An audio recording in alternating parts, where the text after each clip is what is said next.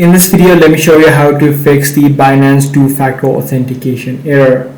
Now, there can be many causes to this. The most common cause is if the two-factor codes are turning red while trying to enter in. And if you have added in the Authenticator app, such as the Google Authenticator, you can simply head over to your Google Authenticator, and within the settings, within time correction for codes, you can simply tap on sync now. And once that is done, you'll be able to use a new code in order to log in. Now, if this is not the case for you, then what you need to do is bypass the invalid passkey or the hardware key as well. So in this situation, what you need to do is try to clear out the browser cache if you're using the Binance on the web browser, or if you're using it within the application. What you can also do is reinstall the application of Binance. This ensures that you have the latest version, and any sort of bugs which might be causing the issue should also be fixed. So that's pretty much all there is to it. If this video was helpful to you, be sure to subscribe. I'm going to see you in the next one.